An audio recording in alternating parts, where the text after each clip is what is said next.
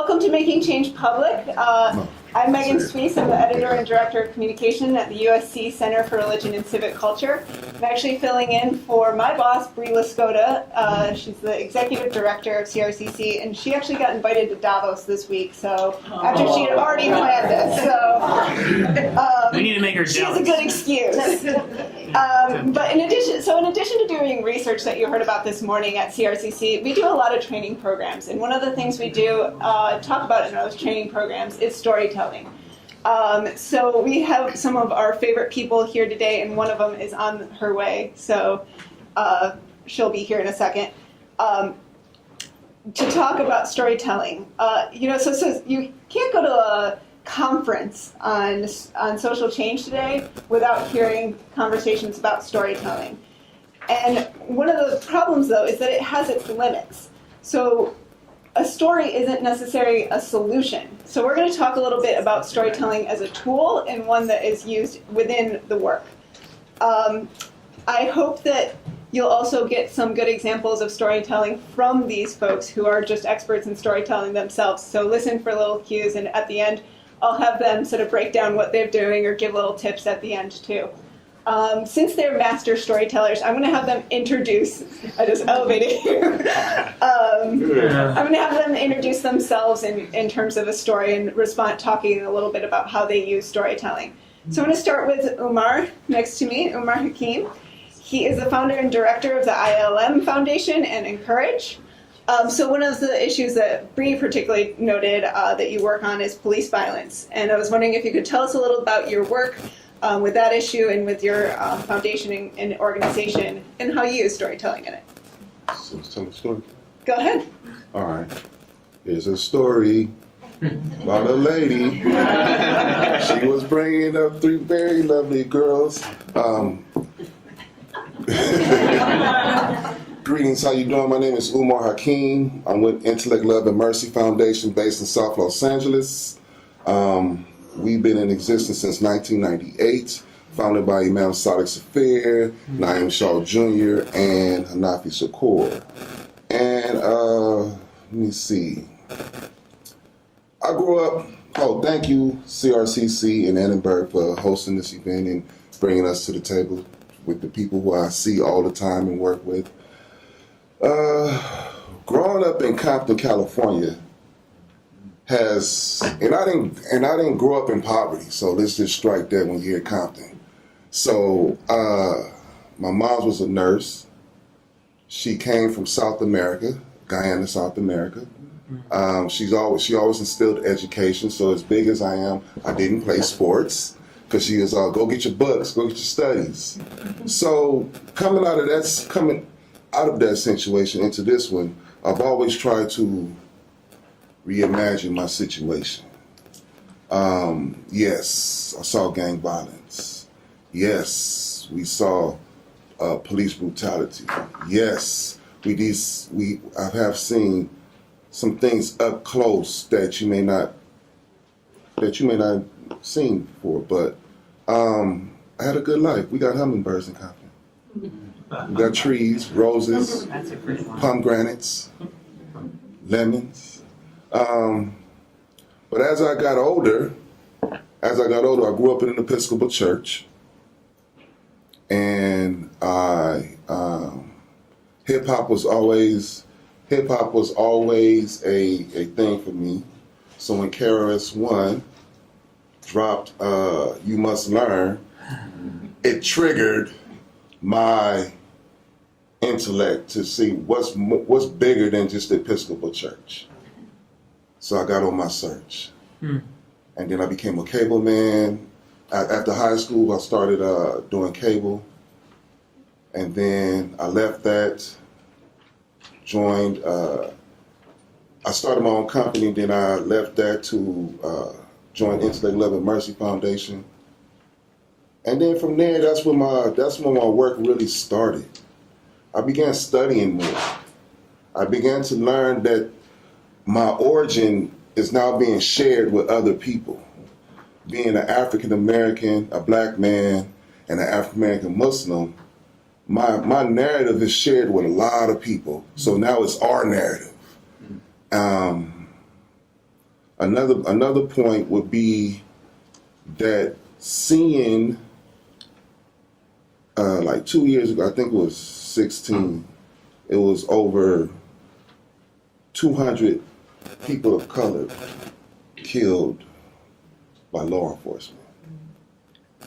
So you had a lot of groups rise up to contest this situation. So being an organizer and an organizational leader, I had to figure out our narrative, the Muslim narrative, a black man's narrative, and the African American narrative. How can we, in all these relationships that I've developed, how can we take this dialogue or conversation to the people or to those who have our power? So instead of making them change their mind, I wanted my community to change our mind.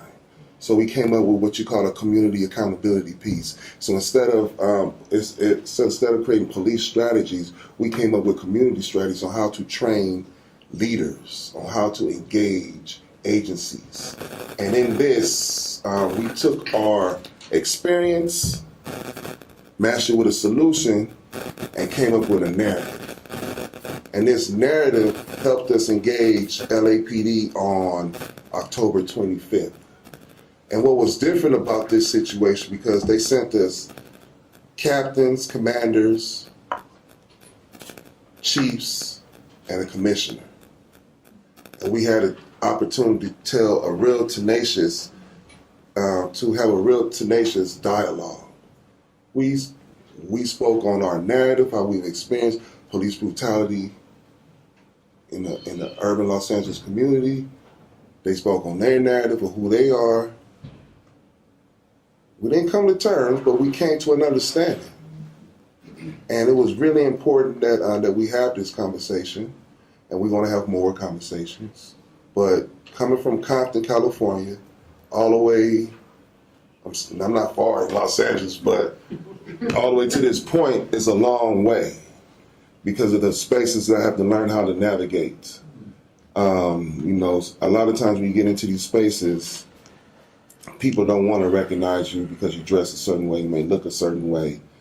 But it's all about that intellect, love, and mercy that you have in your heart and that you practice and you get to the table. So, is that good?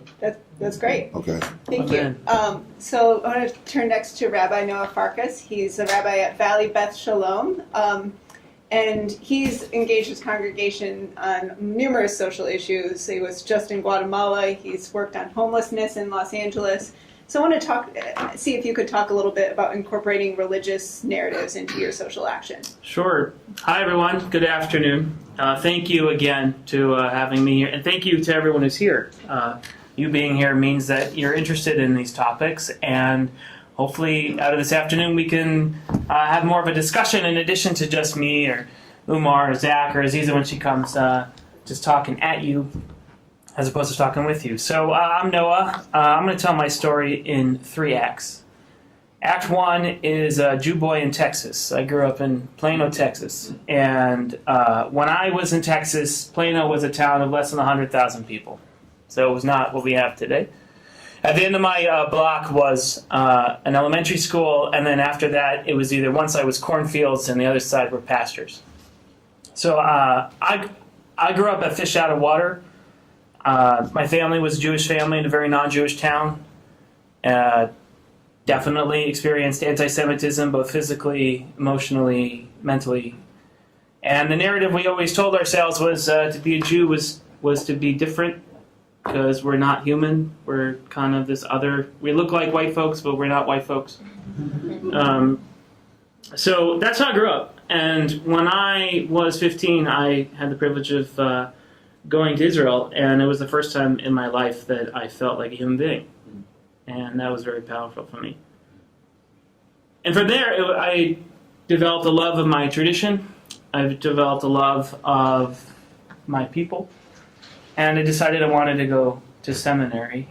Most importantly, I wanted to get out of Texas. So that Act 2, to Africa and back. I was about to start seminary. I was dating a lovely, lovely young woman.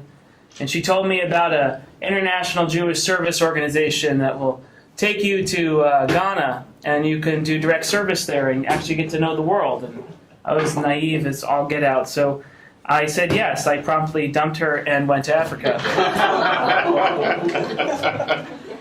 Here comes Aziza. So I spent 2.5 months living in a little hut on the beach in Africa, totally loving it. My job was to mix concrete by hand and build bricks for an elementary school.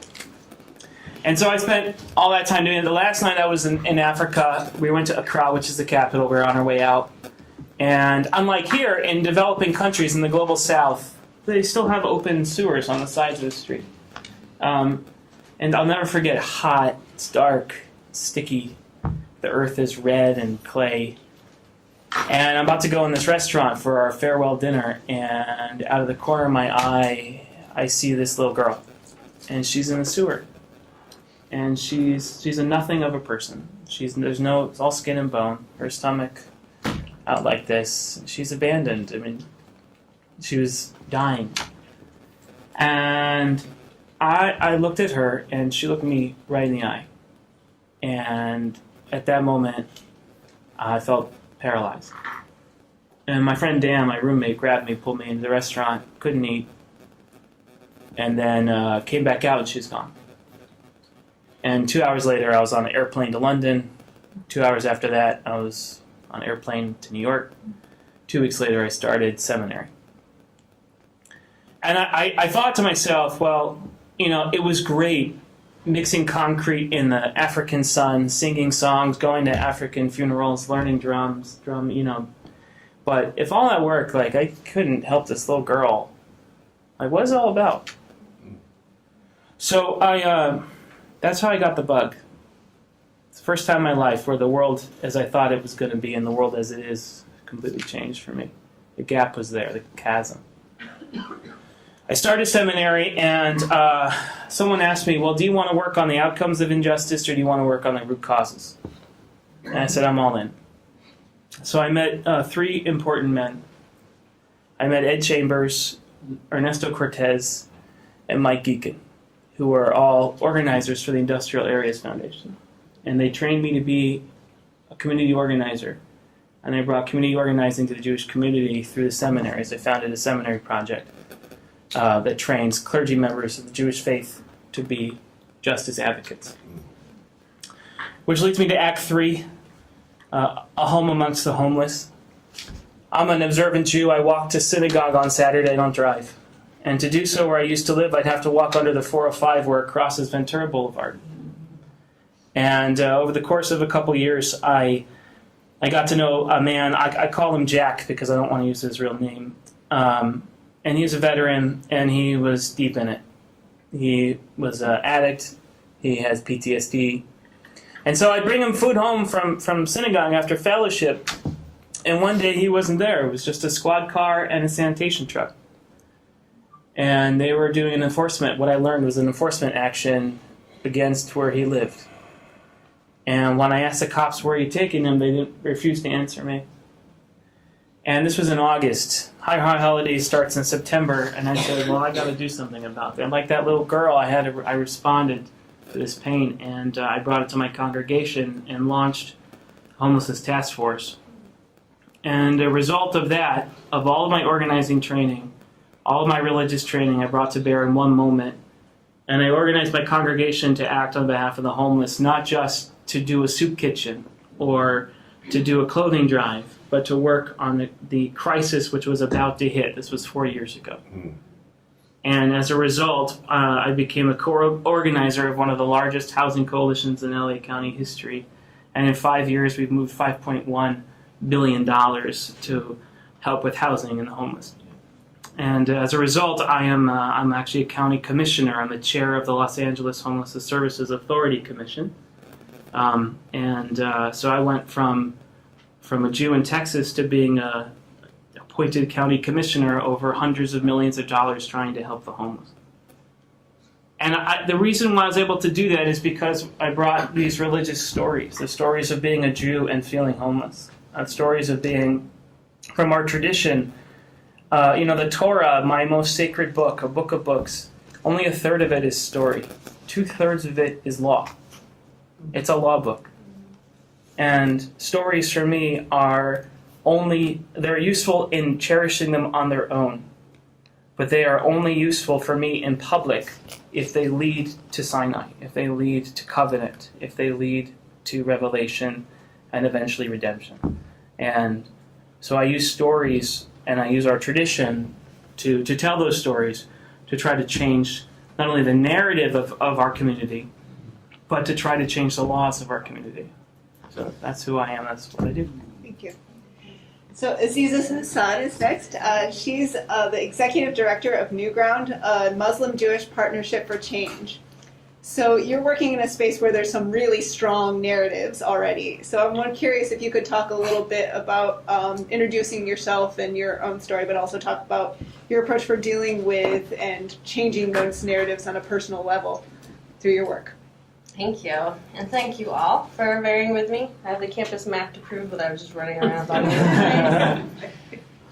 the So I was born into this Christian, Muslim, Palestinian, Caucasian marriage. A work in progress where they decided they would raise us Muslim, but they would let us hear their stories and they would let us live faith in the way that they taught it. And the way that my parents taught it was that you have to be in the world and you just have to do good in the world. So my mom was really active in philanthropy, and my dad was really active in just making sure people had either the capital and the skills to make sure that they could take care of themselves and that you could take yourself out of the equation. So I watched them at work. Well, and I was always constantly in this tension place where I didn't always feel like mom's was either accepted in all of dad's circles, and the same was true in the other, vice versa. There was nicety, but there was this clear tension. And in 1993-94, Israel signed the peace accords with Jordan. And I remember my dad initially saying, there's this clear skepticism that we'll see where this goes. Well, then, there was this opportunity to go and travel and to go see this place that I'd been forbidden to see because I was living in Jordan. And my school did an exchange with a school on the other side. And I signed up for the trip because I was excited. I wanted to see this place that my dad talked about. He talked about these fruit trees that would yield this amazing fruit that would make his belly ache because he ate too much of it. And I could relate to it because I do the same thing. And so I was at my best friend's house. I had signed up for this trip. I remember all this excitement, and I'm telling her all the details. And her dad walks in, and he says, "Traitor." And he's not looking at anybody else. He's looking at me. And at that moment, I just wanted to kind of disappear. This man who was my second dad, because I was there all the time, all of a sudden had these really strong feelings towards what I was about to do. And I went home and I told my dad how upset I was. And this man, who, remember, was skeptical when the accords were signed, said, "You know what? You need to go. You need to see it. You need to feel it. Go." And he gave me the political cover that was necessary for me to take a really big risk that I didn't even know was a risk. But that we can form community around each other to make really difficult decisions and really difficult conversations possible. As hard as they may be, that we can create the conditions in which we can re-engineer things just a little bit and to allow people to take these risks. And that's why I do NewGround, because I see these little openings. The skepticism is there, and I respect it. I know that it comes from lots of experience. And yet, there's a softness that happened in that moment that I recognize and that I can't help but want to be a part of today. And so that's the softness in the window that NewGround creates. We bring together Muslims and Jews from across the spectrum, religious, observant, not so observant, you name it, all the way from modern Orthodox to humanist Jews and Muslims who are also Sunni, Shia, Ismaili. And the spectrum is really important to us because we want to represent the diversity that's in Los Angeles. And so I'll leave you with the story of Thule. So he did the fellowship a couple of years ago. And the way he tells the story is he walked in the first day at the Islamic Center of Southern California, because we alternate spaces. We make sure you are always uncomfortable and that you are always comfortable. There's a delicate balance. And so he walked into the front doors of the Islamic Center. It was slightly dimly lit because it was dark already outside, and the lights aren't so great. And he walks up the stairs where the signs are saying NewGround upstairs. And there it's still dark because apparently I didn't turn on the lights good. Well, and he walks into the room. He's greeted with love and affection and warmth. He's like, okay, these people aren't so bad. And then they have, we did some talking, and then we break, and he has to go down to the bathroom. He's like, where's the bathroom? So we point him that direction, and he goes down to the restroom, but he goes by himself. And all of a sudden, he's like, as I'm walking through the halls, like, it's slightly dimly lit. And I'm not so sure anymore. Like, all that warmth and those people, they weren't next to me. I walk into the bathroom, and all of a sudden, like, with the dimly lit bathroom, like, my demons started coming out. I started thinking of things like, what if somebody comes out of the shadow and stabs me? And, like, in his vulnerability, like, he's facing these thoughts that he came in with these positive intentions, and yet clearly this moment is difficult. And so just because we want to be in this space doesn't mean that it's going to be easy. It means that there's the self that we actually also have to confront, and this greater awareness. And that sometimes, that imagine, like, if we would actually just suspend our own judgment and walk into a space and take a risk and be willing to see ourselves and to see the other at the same time, might we be able to change the way we're actually interacting in polarized ways right now, if we would all own our part of the responsibility.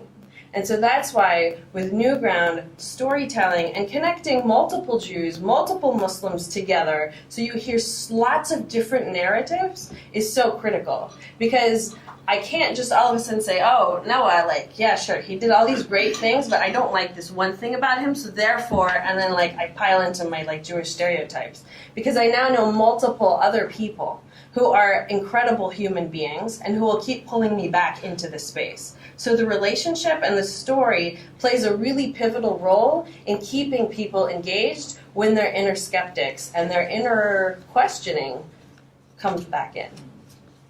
Thank you, Aziza. Reverend Zach Hoover You is can our... skip me. They are so good. I I want to absorb. Well, he's a pretty big deal too. He's the executive director of LA Voice, which organizes 55 congregations organized for social change through LA Voice. So I was wondering if you can talk a little bit about storytelling within the context of the policy world. Sure. It's great to be here. Great to be here amongst friends, both some of you I see out there as well as up here. I'll do a kind of a brief story about how I got into this work, and then I'll share a quick story about how the policy work gets informed by, changed by our people's stories. So first, just kind of like positional background. Both my parents were are from Indianapolis, and the year that they started busing to integrate the schools, my dad graduated. My mom was 2 years younger. They had met, but they weren't dating yet. And my dad's family took advantage of, federally backed loans that were available to white families, and they were part of the first white flight out of the city to the west side, to what are now the inner ring of suburbs. And my mom's family stayed. And so that, explains something about my economic trajectory out of my dad's side. And it also explains, I think, something about how a white kid growing up in Plainfield, Indiana, which is a suburb on the west side of town, where really the only diversity is the North American Islamic Society Center. That's a whole other story.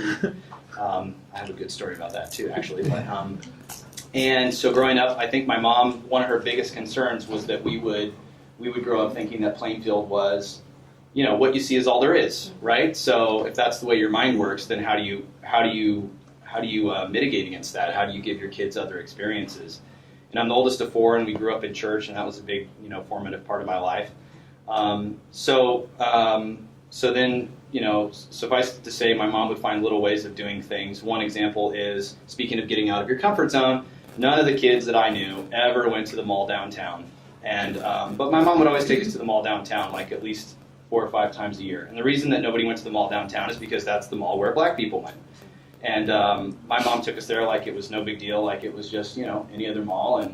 But she wasn't really a particularly political person. It wasn't like she had some analysis or knew that, you know, that there was this whole like loan program that had allowed my dad's family to move out of the city. But the most important thing was, I think, the way that she taught us to get into spaces where either others told us we shouldn't be or where we might be uncomfortable based on what we were used to. So then fast forward to high school.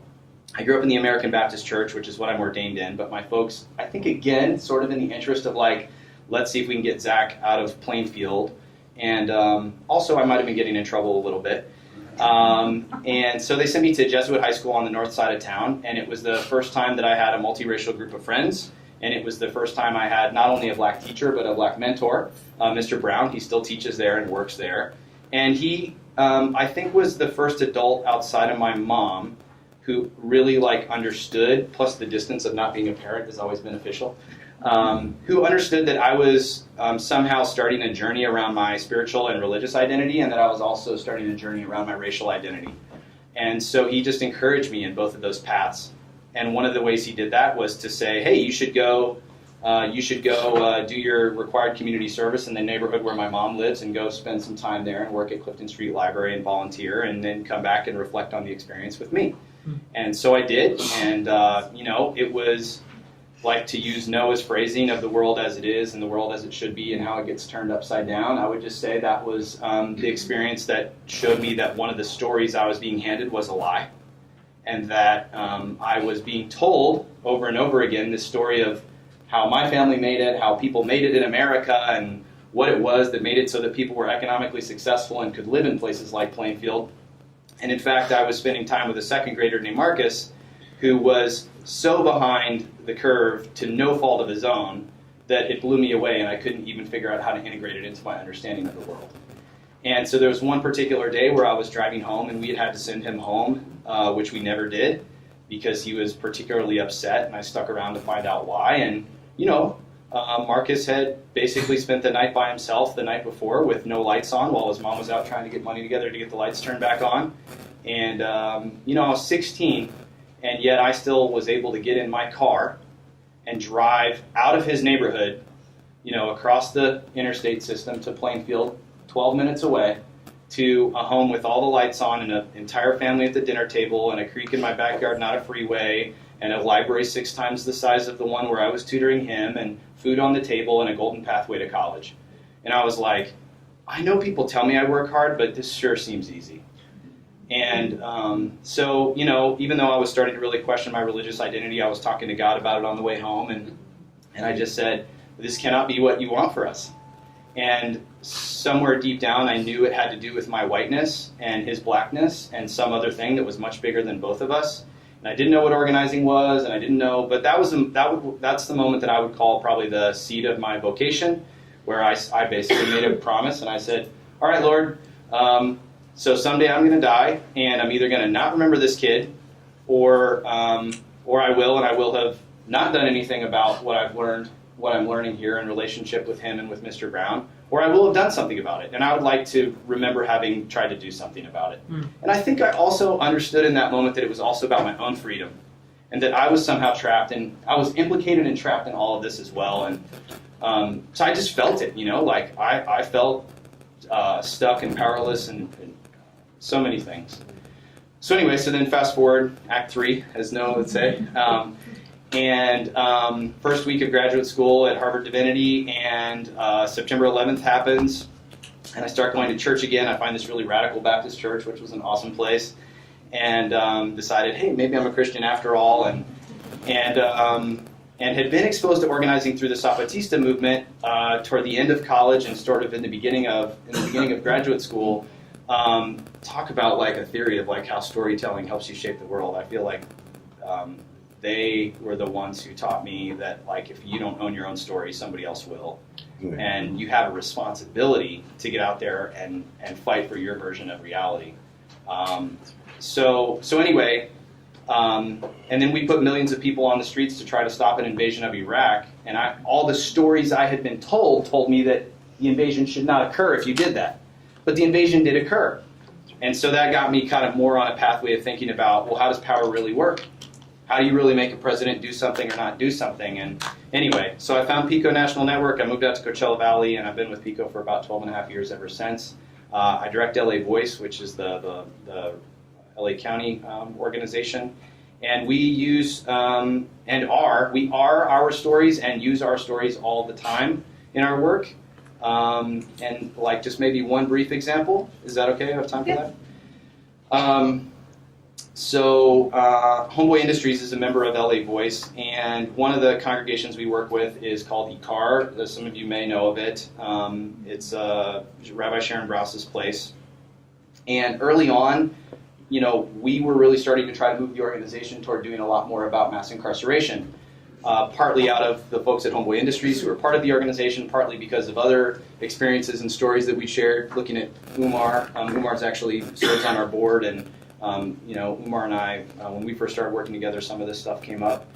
And also Michelle Alexander's new book had come out. But the new Jim Crow was not enough to penetrate some of the depth of ways in which some of the people at INKERIJ had been infected with a particular story about incarceration and race, and in ways that sometimes we don't even know, we just feel it.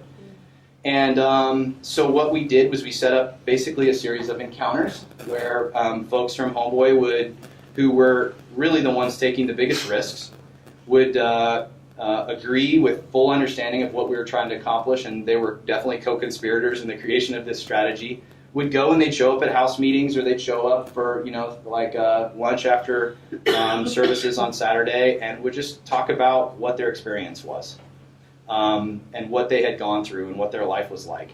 And I feel like the challenge of the ongoing work with Homeboy, and Jose Arellano is their lead for the organizing there, is moving the stories that are oftentimes end with the personal transformation and thank God for Homeboy Industries, and taking it one step further to say, and this is the policy I need from you, Councilmember so-and-so, because of this story, and turning it into larger collective stories for power that then we use in all kinds of settings to try to shape policy and to try to exercise power. So just like this morning, there's some note cards around the room. I think Nick has, and Ranjiro have a few more too. If you have questions at any time, just write them down and pass them forward. And I'm just going to ask some follow-up questions, but I'll take from you as well. So please make this into a conversation. If you get fired, Why are you pointing at me? I was asking my sister, she wanted to sit down. Yeah, there's a chair up here too, if you want to sit down. Yeah. Come sit down. So I want to stick with you, Zach, for a second and ask about what happens if you have a policy, but you don't have the story to match it, or the story isn't fitting the policy solution. How do you deal with that issue? Yeah, if you're really trained in the school of organizing, first you just feel bad. It's like, oh, I'm a really bad organizer. I don't have a story for this problem. It's kind of a joke, but it's totally true. And but a recent example. I think the truth is that it doesn't always match up. And if we limit ourselves in our organizing to just the things for which we have stories, we're totally leaving out our ability to do a political analysis or to do a power analysis or to know our history and think about and to try to influence trends as they're happening. So a good example would be very recently. There wasn't a big announcement about this, but about 3 weeks ago, before LAPD Chief Beck announced his retirement, he also just announced the final revision to a very old policy called Special Order 40. And Special Order 40 was was when Mayor Bradley was around, and Chief Gates. So we all think, boo, Gates. And he also was the first one who said we're not going to ask questions about immigration status, which is very interesting. But it's a really old policy. So advocates have been pushing and organizers for a number of years to update this thing. And in light of the Trump administration's desire to deputize all kinds of local law enforcement, just happened in San Gabriel, city of San Gabriel this week, by the way, they voted to allow their police officers to act as ICE agents. Wow. So if you live there, I want to talk to you, or if you have friends there. But basically, we're going into these negotiations with labor and community allies, with the mayor's office and with the police commission and with LAPD and with their attorneys. And we did not have a perfect story for a whole bunch of the things we're trying to win. Like one of the things we had a great story for the thing around police officers shouldn't be asking you where you're from when they stop you in the field. So we had a story for that, right? And we won that. They don't ask it anymore. They destroyed 800,000, field cards. They're printing new ones that don't have place of birth on it. But we didn't have a story for like the interviews in the jails, in the city jails. We didn't have a story of somebody where we could say, look, this is what happens if somebody goes into the city jail and they sign a consent form to be interviewed by ICE, and then ICE comes in, and here's like a really bad version of how that might unravel and really harm a family or hurt somebody. So, I mean, it's just like, but it doesn't mean that we're not going to push for it, because we also know that it's the right thing. We know it connects to all of our other, all the other things kind of in the platform that we're aiming for. And I think sometimes when people talk about organizing, we only talk about the stories. And while it's a huge part of what we do, it's also like, I mean, I don't know, what did you say, the Torah is 1/3? Story. I mean, I don't know, organizing is maybe 1/3 story. Yeah. And there's a whole lot of other things that happen as well. And stories help you build power, but they're not a replacement for the relational work, that you guys do, or that anybody in this room that's an organizer does.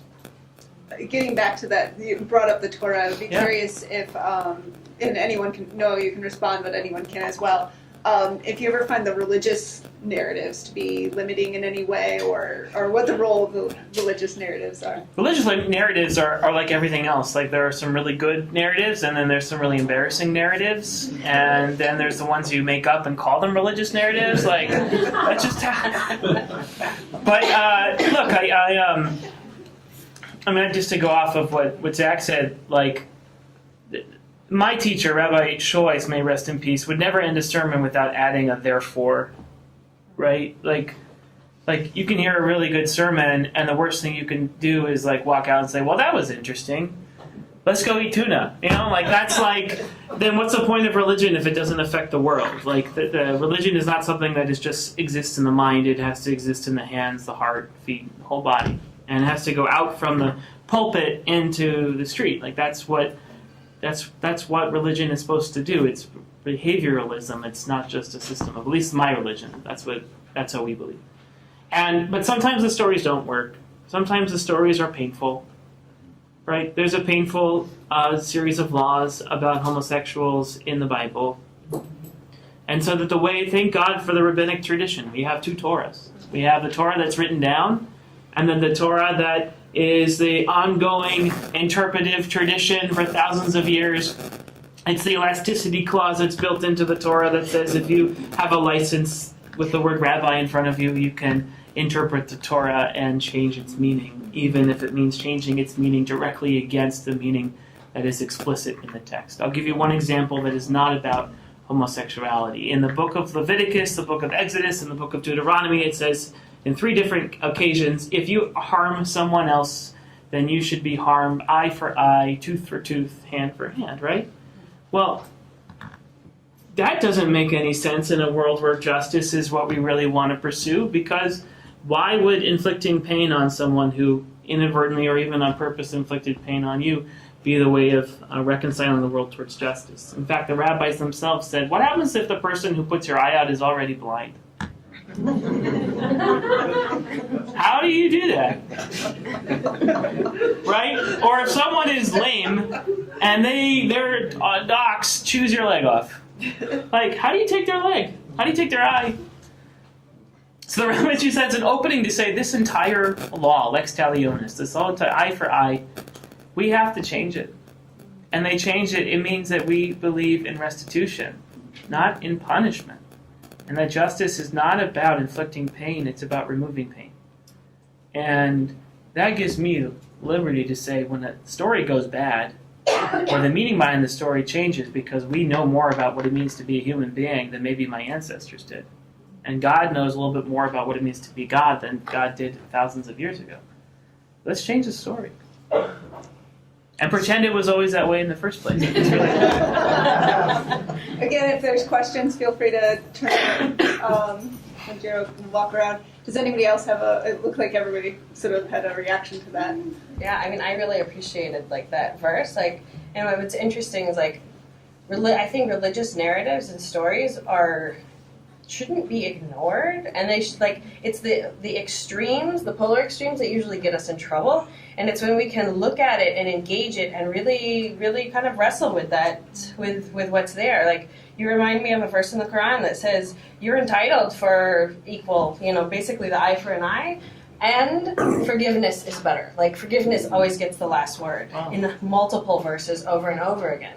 And so I think it's important to know and to connect back to the text and these stories, and like to really be able to own them. So where I've seen religion really go badly wrong is we're like, I am going to educate you, and you've got to get it exactly the way I am telling you. Yeah.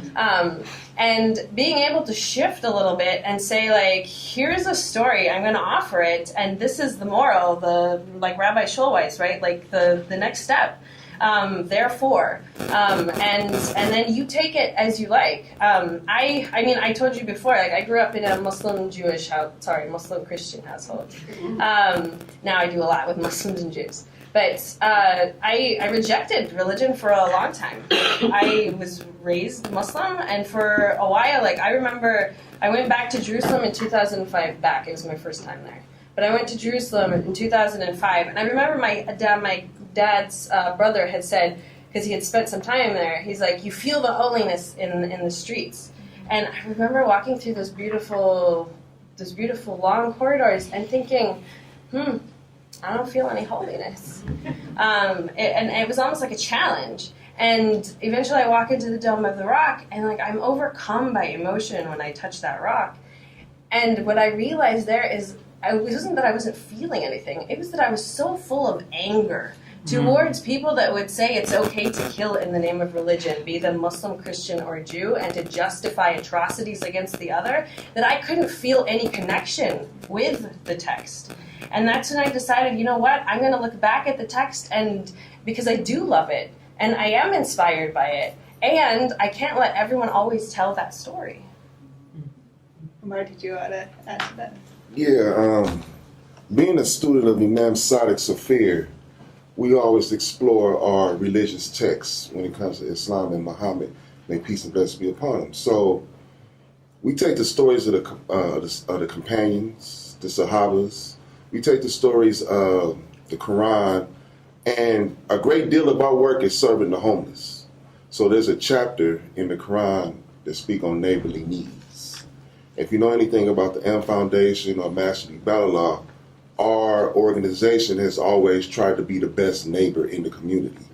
In fact, when we moved to Slauson, matter of fact, when we do Humanitarian Day downtown on Skid Row, one year we showed up and written on the wall was Allahu Akbar, which means God is the most greatest. And so when you practice these faith traditions or your book, it opens God's mercy in your life for you to just not just read it, hear it, but to walk by it and to utilize it as a tool for your work, just like Moses did with his staff. It's a tool that you could utilize, like Moses, right? I posted on Facebook the other day, I said, be like Moses and challenge the magicians with your patience and strategy. Moses was told, hey, here's your staff, let them throw first. He didn't want to be anxious because his truth was going to swallow up their falsehood. So when they threw, he then threw, and the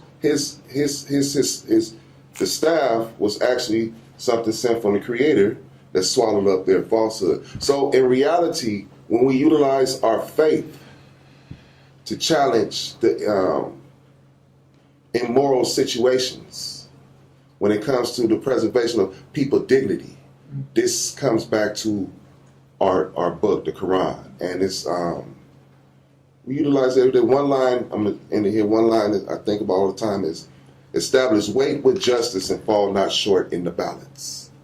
This is found in chapter 55, Gracious. And it reminds me of when Muhammad went back to Mecca and conquered the city without violence. So it's totally contradictory to the story that they telling through media or whatever about Muslims. So there's a series of questions that are related that I want to ask about advice for leaders of faith communities who want to get involved in social and political change. And what's interesting is we were talking before the panel right here that we have a couple faith leaders from the Muslim and Jewish communities who are busy on Fridays and we're very thankful that they made the time to actually be here. So, Is that kind of wrong? so one of the questions, Be the first 2 you're meetings in 10 years, man. you're already busy trying to keep your congregation going. So how do you get involved and where do you get started in social action and political change? Okay. And then also this other question has to do with attracting people from within your congregation to get involved in how to use storytelling in that part to encourage them to be as involved as you are. Or so whoever wants to take that first. I think we start with our story. Like you tell a short 3-minute story. You give people really specific things. Like I told you about my dad, right, and about how he loved the fruit trees and because it made his belly ache so much. Like there's like something there that hopefully will take you there, that you remember when your belly ached, and like that someone can connect to, and to remind people that those little nuggets are important when they tell a story. And then to move to the and then what, that you always kind of walk away with like and then what after your story, and then you make sure people know that like it's important to clearly share those things when we're bringing it into actions. It's like, I only mention that because that's actually something that I really had to work hard on. Because I like love my task list and I want to finish it. And in the eagerness to complete it, I forget to connect with the people in front of me and to remind them and to inspire them why we're doing the work that we're doing. Or why we're wanting to go there. And so I think those are really important action steps. And like I love what Zach said about getting people to come in and tell their stories in people's spaces.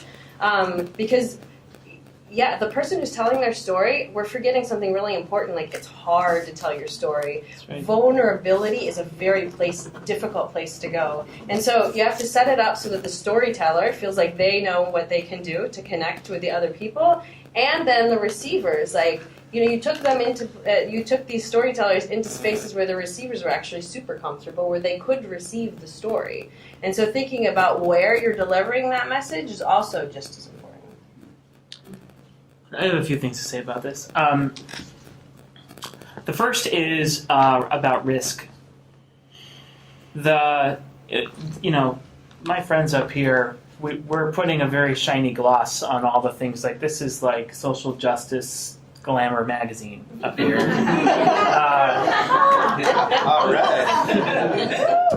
Tell you but the truth is that there's incredible risk. I work at a very large, powerful, well-heeled congregation in Encino. And there is a lot of risk in pushing the envelope too hard, too fast.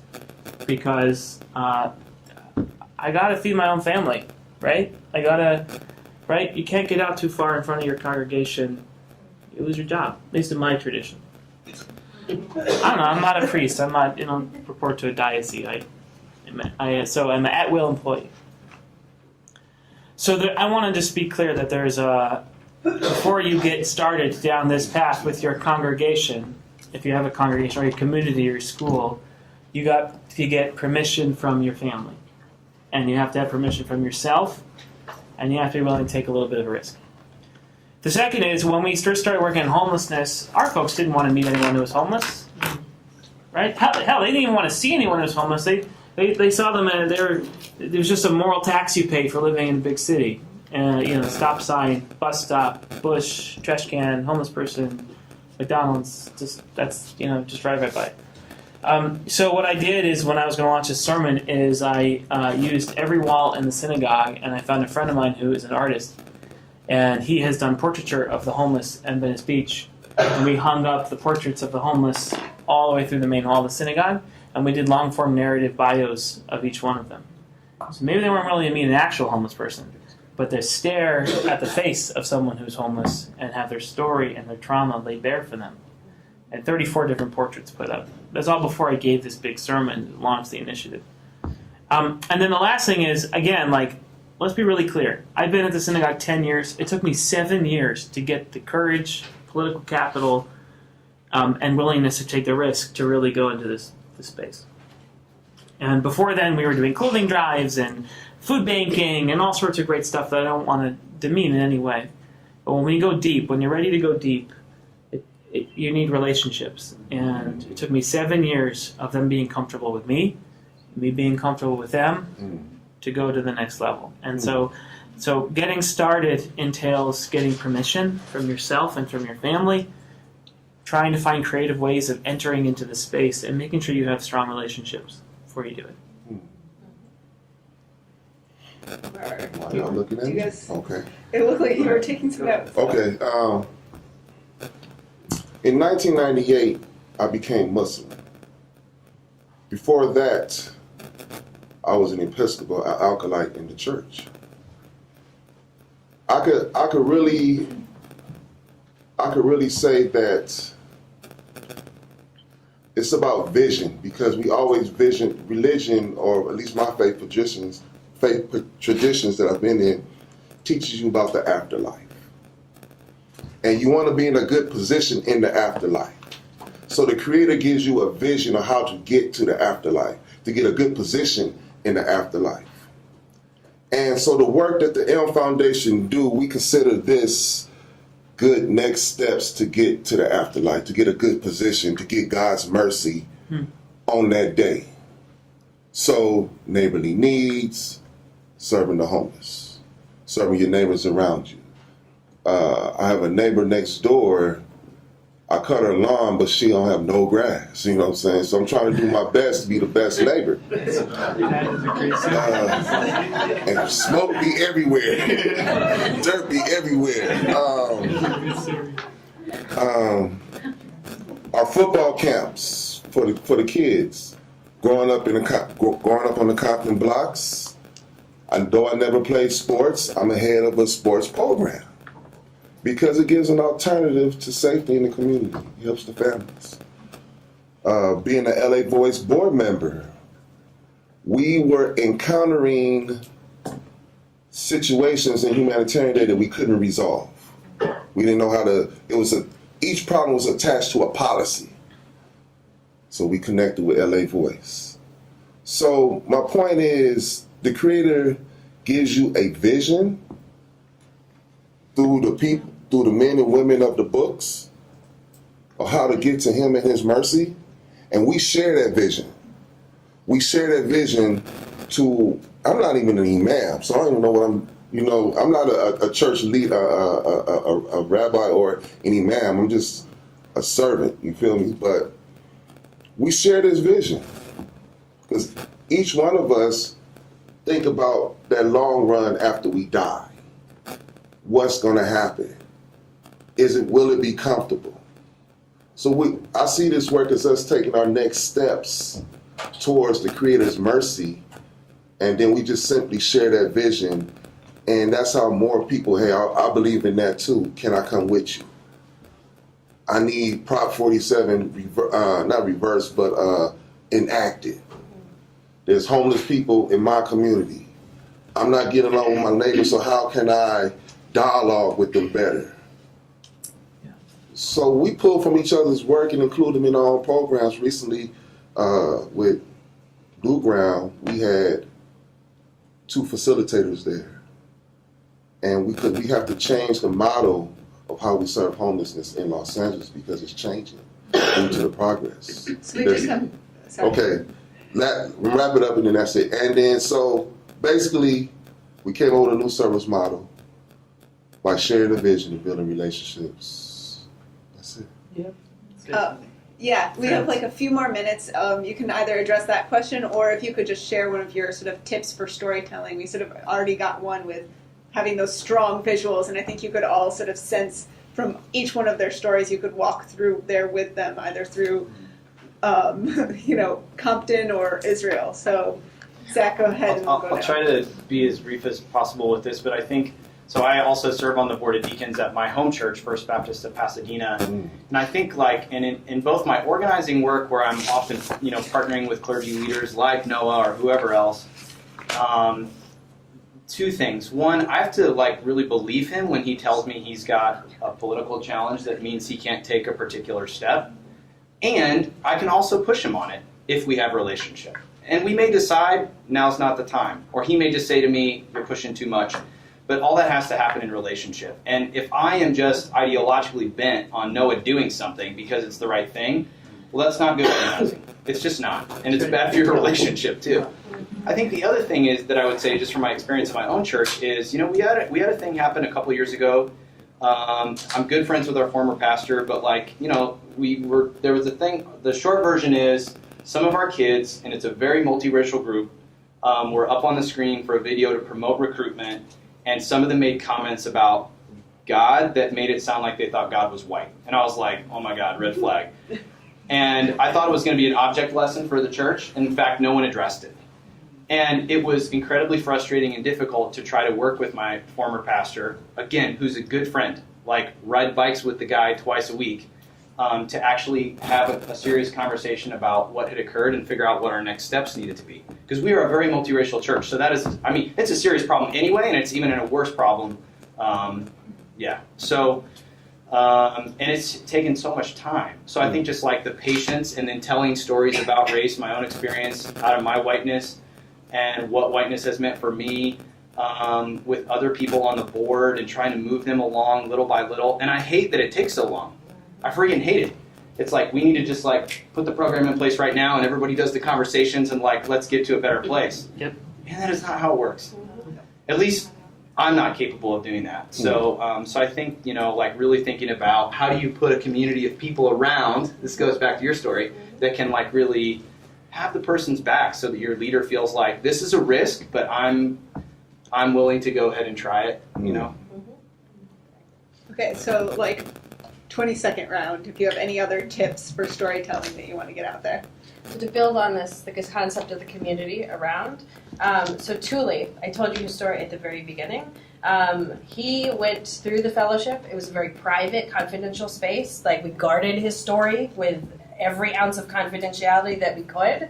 And then after we guarded the story, we pushed him and we said, we need you to share this in the world. And so then he went through another process of writing down his story, getting feedback, digging deeper, and literally a community of people who would ask him more questions and try to get to a place where people could really connect. And so he takes you in the story of him walking by himself to the story of us to say, imagine if we all could look at fear and our implicit bias in the eye and finally be able to live in our communities in a different way. And so it also comes with a challenge, and that there's something that's the next step too. And so in order for him to tell his story, he went through a good long chunk of time and community and cheerleaders around him. And we can't undercut that process as we're trying to build people up to get them to tell their stories.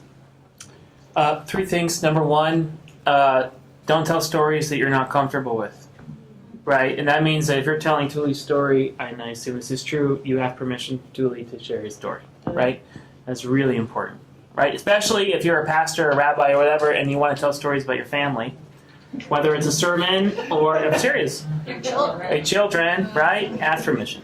Number two, stories need structure. They begin with me, then they move to we, and they move to now. That's Marshall Ganz's teaching on the story of self. You begin with how you got to where you got to. You use strong visuals to focus people into a moment, and then you bring everyone in the room into that story. So what's the story of we? And then you need to add the urgency of now and why you need to act on it now. And you probably heard that. If you go back and hear our stories, you probably heard versions of that in each one. So that's number two. Stories need structure. Number three, stories get worn out. They're like wearing your favorite coat. You're going to wear it out if you use it all the time. So you have to decide when to drop the story, when not to drop the story, and when to add new stories to that story. And that's art. It's not science. But you have to realize that not every story is appropriate for every moment. And so you should always have more stories than the ones that you're ready to tell. So please, Umar's going to be here, so you can talk to him if you want his tips. Sorry that we don't have any more time. But if you have any questions for any of the panelists, I think they will be available at least for a little bit before they have to run off to do their religious duties. Thank you so much 15 for minutes. being here. And Thank you, Megan. Thank you. Thanks, Megan.